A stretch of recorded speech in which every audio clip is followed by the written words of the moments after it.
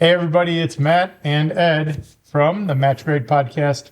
As you might notice, Dave's not here, so we're flying solo tonight, Ed and I. So he's not behind the camera, he's sitting right here next to me, and we've got a pretty interesting topic for everyone. What are we talking about, Ed? So we're going to do another top 3 kind of showdown and pulling some guns out of the vault. We're talking about hammer-fired guns only tonight. So different than your modern kind of striker-fire handguns, hammer-fired pistols actually have a hammer that cocks back, and falls forward when the gun goes off. And there are a couple of different types that are out there, right, Matt? Yeah, there's actually 3 kind of main ones. Mm-hmm. There's your traditional single-action hammer-fired gun, which is like 1911s or 2011s today. Some of them are hammer-fired single-action. And what that really refers to is just the trigger is doing one thing. It is allowing the hammer to come forward to fire the gun. The hammer gets cocked either when you load it or when the gun cycles after being fired. So that's single action. And then we have double action, which again, the trigger then would do 2 things, which would cock the hammer as you're pressing the trigger to the rear and then release the hammer to fire the gun when the trigger is fully pressed to the rear. The other thing about that is some of those guns can be cocked. So the hammer can be cocked manually, brought to the rear, and then the trigger would just release it. And that is actually how they fire after the first shot. So the first shot is double action, and then the second shot and third shot and fourth shot, as the slide cycles, would become basically like single action. So that's our double action, single action type of hammer fired guns. Yep. And then there are the double action only style of handguns where you press that trigger and each time it's going to have that nice long draw pull of bringing the hammer back and bringing it forward with a single trigger pressed. And those are out there as well. Yeah, there's quite a few of those out there, especially from when I started shooting many years ago. Those were popular with police agencies. Mm-hmm. And basically the hammer comes forward every time the slide comes forward. So there's no single action. So why would somebody get a hammer-fired gun in a world that's becoming more and more striker-fired? Why would someone get one? Some people just don't like the striker-fired guns. They just don't like the way they feel. Sometimes they think they feel like toys still. Lots of plastic. Feels like a BB gun to me. Striker-fired guns are a little squishy when it comes to the trigger, whether it's their take-up, whether it's their reset, whether, the actual, trigger press after the take-up. Sure, there are exceptions out there, and there are tons of aftermarket triggers, but generally with a hammer-fired gun, especially with the single-action mode, it's a very, very clean break, short take-up, and it's going to be like that every single time. I think, at least for competitions, most places are using, or most competitors are using hammer-fired single-action guns because it's a light trigger that allows them to get very quick and accurate follow-up shots when you need to pull multiple rounds on target. Yeah, the competition world, especially now, seems to be dominated by like 2011 guns because of that. You're right, the smooth, clean trigger press, quick follow-up shots for sure, and not that squishy feeling or kind of ratchety feeling some of the striker-fire guns have. Yep. So what would be a disadvantage of a hammer-fired gun? I'll tell you a couple things. One, the first one I usually say is, for a lot of them, especially your double singles, right? Mm-hmm. You're learning 2 different trigger presses. And for a new shooter, you're going to have this longer, heavy, usually fairly heavy trigger press you got to learn and overcome. And then you get a very light, almost like if you touch the trigger, the gun's going to go off, trigger press. And you have to learn to manage that. And sometimes that's fairly daunting for a new shooter. It's sometimes easier just to learn like that one trigger press, like a striker-fire gun. Especially because the double singles are designed to be shot that way. Yes. With the first trigger press being that long double action 10-pound trigger press. Yes. Double singles are not designed to be cocked with the hammer back, safety or no safety on. That's a single action only. If you're going to do that, buy a single action only gun. So, you have to remember once you're done shooting to decock it, put it in that double action mode, for the first shot in your next string or so. The other thing I would say is maybe some people don't like that really light trigger press, especially with 1911, 2011, 2311, style type guns. Yes, they have a manual safety, but it's a very little take up, if at all, and a very light break. We're talking, 2-3 pounds or so per trigger press. And some people, especially in the defensive-minded world, are not quite comfortable with that. They want a little bit more, deliberate trigger press. Yeah, a little longer, heavy trigger press. Know they're pressing the trigger. Exactly. Which on the other side, if you're getting a double action only, you have to deal with an 8 to 10 pound trigger press every single time. So, work that little finger out. I'll tell you a story about that as we go here. So, yeah. The other disadvantage I see looking at this table, most of these guns are fairly big and fairly heavy. Mm-hmm. There are some small, it's weird. I think hammerfire guns tend to be either big, almost like full-size guns. Yep. Or they tend to be like little tiny guns. Mm-hmm. There's some really tiny hammer-fired guns, and those, of course, have all the problems of tiny guns. It'll be the last fucking thing you ever do. You better get after it then. So, Sure. Yeah. So, first up, Matt, what'd you bring us for your number one hammer-fired gun? First on the list? These are in like no particular order. I can't say whether it's my favorite or least favorite. I just bought 3 of my favorite out of the safe tonight. So probably let's start with my Sig 220. So all the guns have been cleared and safe, but the Sig 220 is a 45 ACP, so big bore, semi-automatic, double single pistol that is essentially the same as a Sig 226, which is the 9mm version. A lot more people are familiar with the 226, but this is a slightly scaled up version of that gun. Not much though. The 9mm is pretty much the same size. That is 45 ACP. And I like this gun. There's kind of a funny story about this gun. I bought this gun because, as most of you know, we live in New York State. And when they passed a law a few years ago that you were only going to be able to carry 8 rounds in the gun, I bought this as a carry gun because I'm like, well, if I'm going to carry only 8 rounds, get your money's worth. It's going to be 45 ACP. So, and that was kind of before some of the new 9mm came out. But even so, I was like, yeah, I want a little bit more bullet if I'm only carrying 8 rounds total. So I bought this gun. And I did carry it for a little while, but it is heavy. It is big for a daily carried gun. Add some 45 into that. I was gonna say this is fairly weighty. It is, but it also commands quite a bit of respect. It does, and it shoots very nice. That's the other thing. It handles that 45 ACP round very well. That weight just kind of tames it, and it is a very accurate and very shootable gun. 8-round magazines, single stack magazines for it. They aren't too expensive for Sig mags either. I can find some fairly cheap, so that's good. So I have plenty of extra mags. I like the takedown lever for easy disassembly on these guns. That's a really nice feature. And this gun has the classic Sig decocker. So once you load it, rack the slide to get that hammer in the double action mode, you literally just press that lever, bringing the hammer forward. And that is the safe position to carry the gun in with that hammer forward there. 3-dot night sights, a pretty nice trigger in double action. So very smooth, long but smooth.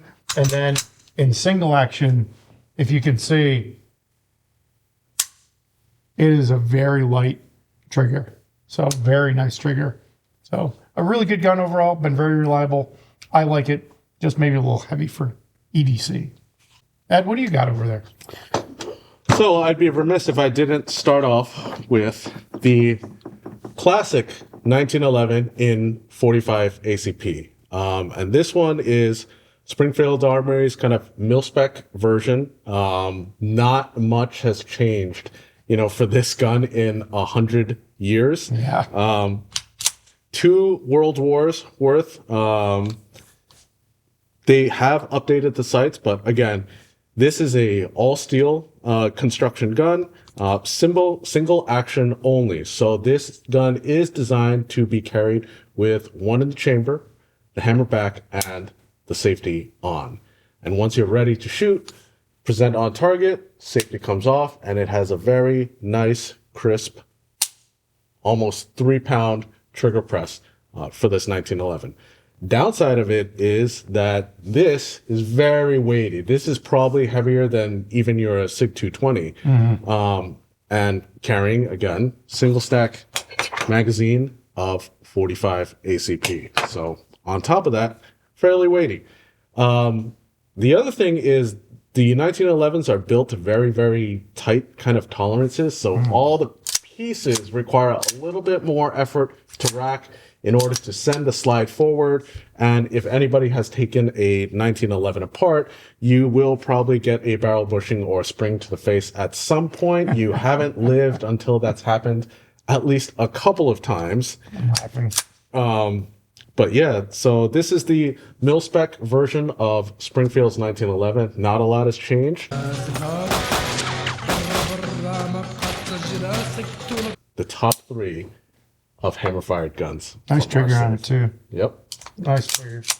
And slides pretty easy to rack even with the hammer forward. It's not bad. Safety can get to pretty easily. Not ambidextrous because it's a standard mil spec. So, yeah, nice gun. I own a few 1911s. And I always like them. They're great guns. They are a lot of fun to shoot. I love how thin they are. They fit kind of right in your hand. Yeah, really nice choice. I like these a lot. Worst comes to absolute worst. If you run out of ammo, you can just take it and just beam your assailant with it. Because it becomes a handy club. It's got enough weight. All right, let's go to our number 2s, Matt. 2, all right, again, no particular order. I think we'll grab CZ75. And this is a P01 Compact. So this is the smaller version of this gun. And it is not really that small. It's a good size, carry size. To be 100% honest here, this is actually my wife's gun. She has carried this gun. It is heavy. My wife is not that big, so it is actually fairly hard for her to conceal this gun, but she has done it. She also has shot some competition with this gun, and it is a pretty decent competition gun. It has a really nice trigger, so that's one thing. And the grips on CZs, if you've never held a CZ, especially their hammer guns, the way their grips are sculpted, it just kind of fits your hand. Just locks right in there. So even a two-handed grip just feels really good on one of these guns. Again, I racked the slide hammers back. It has a decocking lever back here. That's not a manual safety, only a decocker. Brings the hammer forward into the safe position so that it can be carried like this. Again, long but smooth first trigger press. And then as you have the hammer back, becomes a maybe not quite as short trigger as the 220, but still a pretty short trigger press and very smooth and very light for that second follow-up or third follow-up or whatever shot. This gun also has night sights. They're all metal, which I like. So that's really cool. And just a great little gun, super reliable. And the thing CZ is also known for, low bore access. So the slide sits down in the rails of the lower of the frame. So it doesn't ride on the outside and up, it rides down and in, and it brings the bore access or the barrel down closer into your hand. So it's only sitting above your hand a little tiny bit, which actually really does help with recoil control. I was going to say, CZ has quite the reputation kind of abroad. Yes. I would not, to have a fair comparison, but I would say it's the 1911 of, Europe. Kind of Europe, yeah. There are so many companies that have made clones of it, their version of it. It's, been in service and military and law enforcement. Tenfoglio made their version, IWI made their version. Again, great platform. And getting into the competition market too with their Shadow 2s series.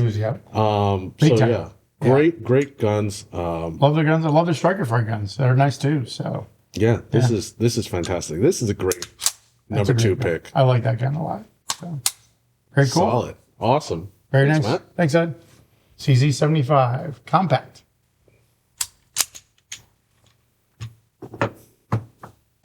Hey, Ed.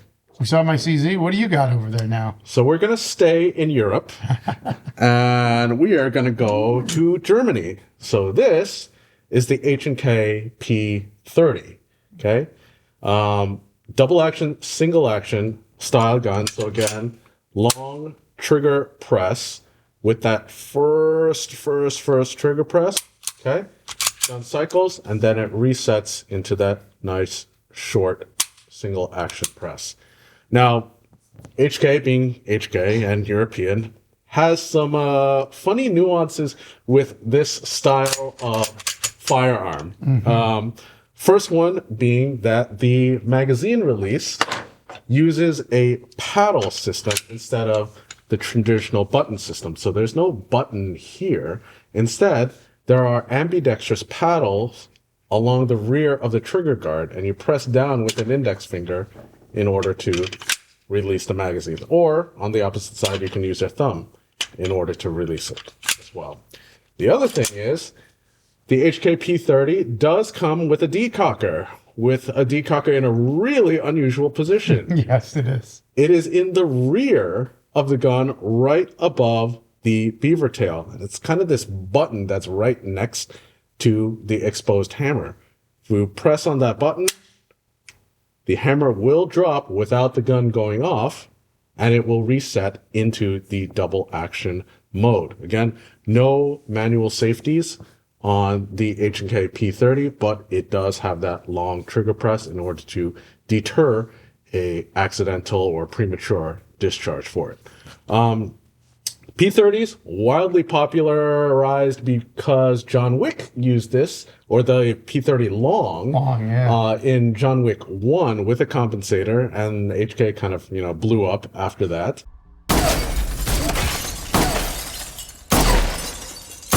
HK does make this gun, the P30, as a striker-fired version released as the VP9. Right. So the VP9 is kind of the modern striker-fire adaptation of the P30. But again, you are talking about a metal slide construction with a polymer lower, so it does have a little bit of lighter weight to it.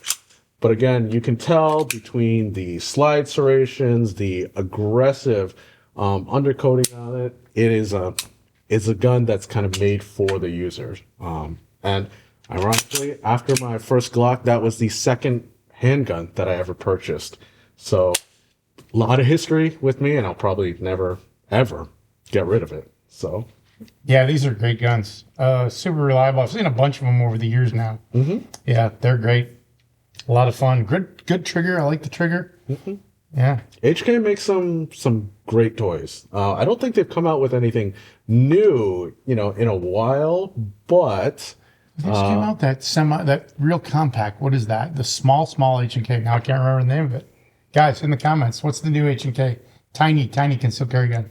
Not a hammer fired gun, but so yeah. But yeah, H&K, Germany, great guns, double action, single action P30s. They're still out there. You can still get them. And smaller than the USP or HK45. Oh yeah, way smaller. All right, Matt. So that's 2 down. Let's go to our final picks. Before that, do you have any honorable mentions that you wanted to put on the list? I should have brought out of the safe and I didn't. Of course, I have a Sig 226. Okay. That actually would have been a good compliment to this. I don't know why I didn't grab it. You would. It is a double action only Sig 226. Oh. So it is very much the twin of this gun, except this lever, that's the decocker, is missing on that 226. So it will only shoot from the hammer forward position. It was early or late 80s built gun from Germany, marked East or West Germany. Marked West Germany. Oops. I know, oops. I'm thinking CZ. I have CZ that's marked East Germany. But yeah, marked West Germany. And it was a police gun here at an agency local in New York. And I bought it in the mid 90s after it had been traded from that agency into a gun shop as they were changing out their guns. But the thing about that gun is interesting is that double action trigger. I was It going to is say. long and heavy. The traditional Sig P226, widely used and popularized by special forces, specifically the SEAL teams. The original configuration is a Double single, single, right? Just like this 220. Exactly the same gun. But that gun, and the thinking back then was agencies were switching from big, heavy, double action revolvers into semi-autos, and they were trying to mimic the trigger on the revolver so that they didn't have officers with negligent discharges with this really light trigger. They were all worried about that. So they took away the light trigger by making it double action only. But what you get is this really, really hard to manage trigger. It's actually heavier than this gun's double action trigger. Yeah, it's heavy. And it's every shot's like that. So it's a difficult gun to shoot well, I feel. So over the years, I've practiced with it and I've become better with it, but it's one of my hardest guns to shoot. So cool. Yeah. What about you? Had any honorable mentions? So I actually brought my honorable mention. Oh, he brought it. Look at that. Hey. Which is actually the Israeli clone of the CZ75. This is the IWI or IMI Jericho 941 in 9mm. And I gotta say, I bought this gun because I love Cowboy Bebop, and the main protagonist uses this all the time as his standard sidearm.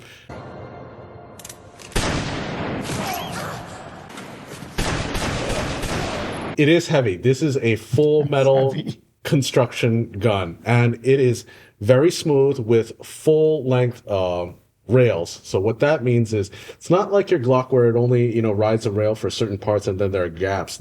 It's a full length slide that rides the entire rail, which means very, very manageable recoil. Does it look similar? See? Clone. Could almost be twins. Almost a clone, right? Exactly. Almost a twin. But again, in 9mm, very fun gun to shoot. Very, very heavy. Almost as heavy as the 1911, I would say. Maybe even might be heavier. Maybe even heavier as a result. They do have moderned up versions made from polymer for this. But again, classic firearm. And I love this gun. So that's why it's my Those are cool. honorable mention. Nice. Very nice. All right, guys. So we've come to the last guns on our list.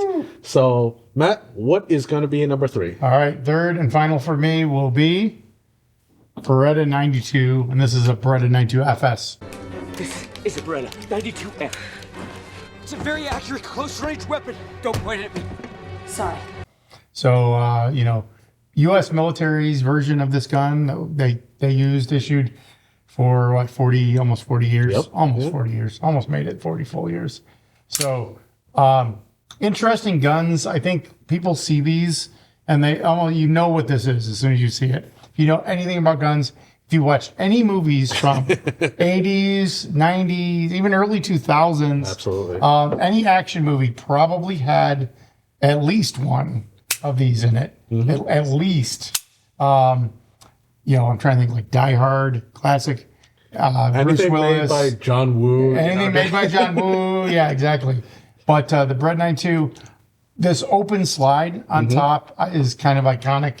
It gives it a very different look than any other pistol really out there.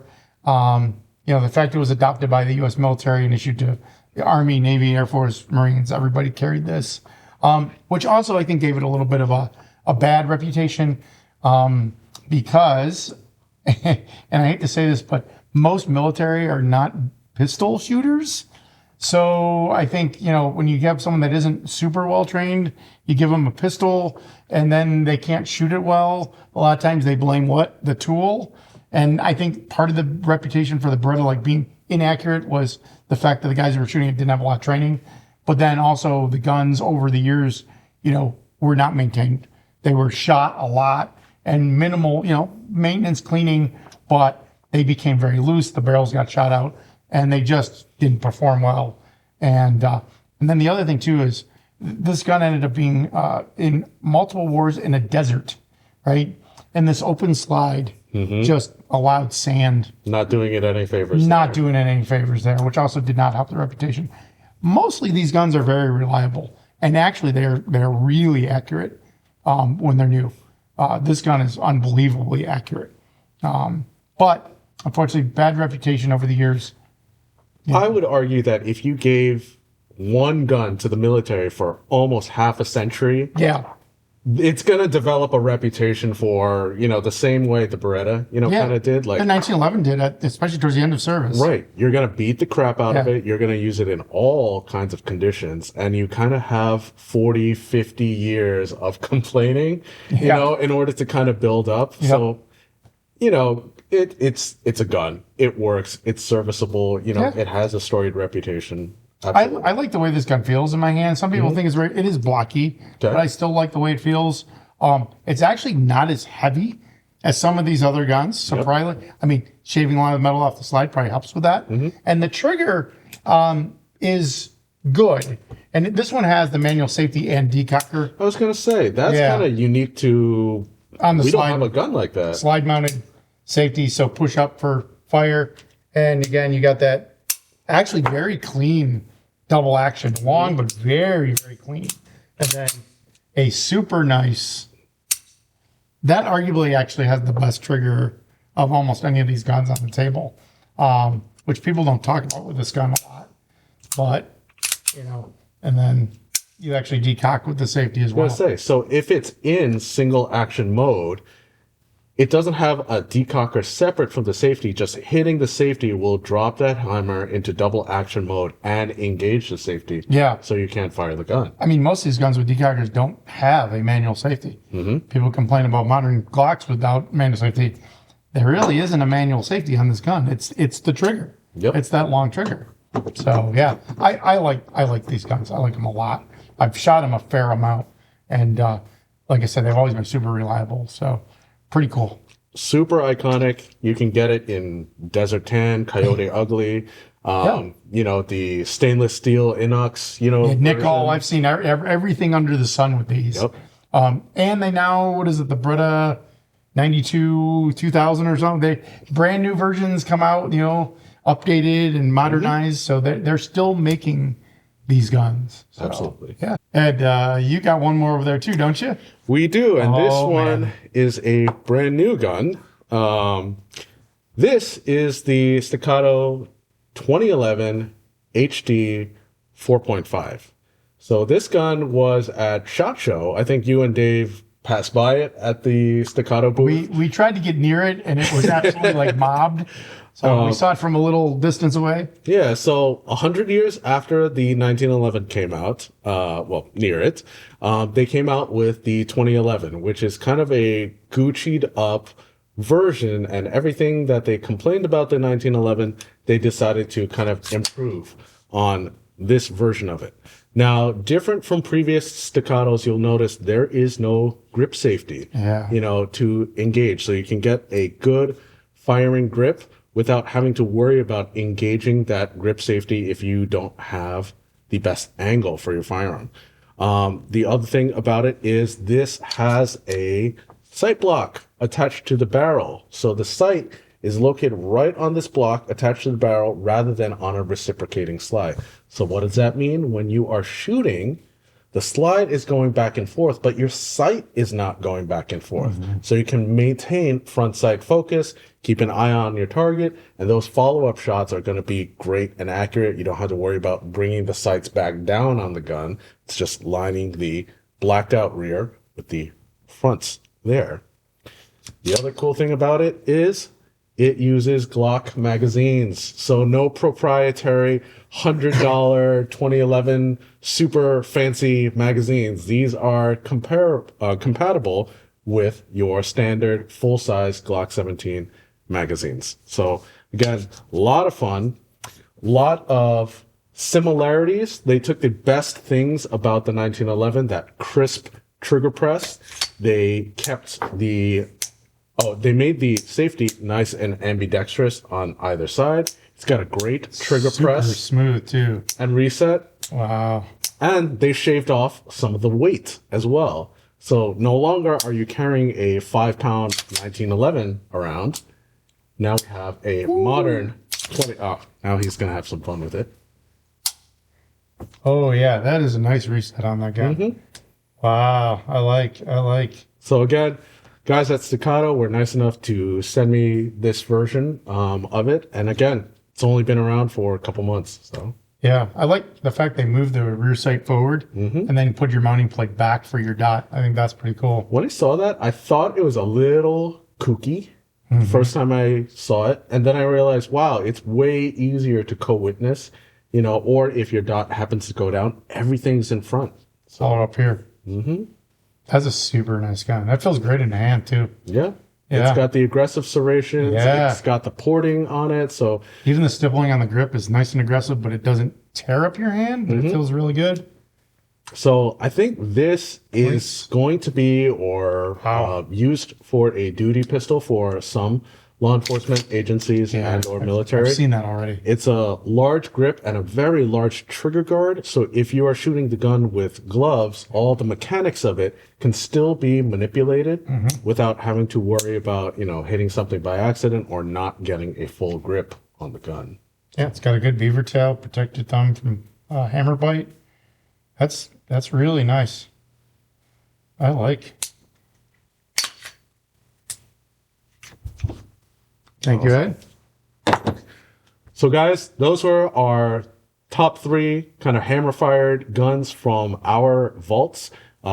Be sure to check out for part 2, but we want to know what hammer-fired guns that you guys have that we didn't mention. So be sure to like and comment down below on what kind of hammer-fired guns you enjoy shooting and what you thought about our list. Yeah, I'm looking forward to seeing what other people have and what they thought about our picks. So, hey, everybody, don't forget to mash that subscribe button, and we'll see you again soon.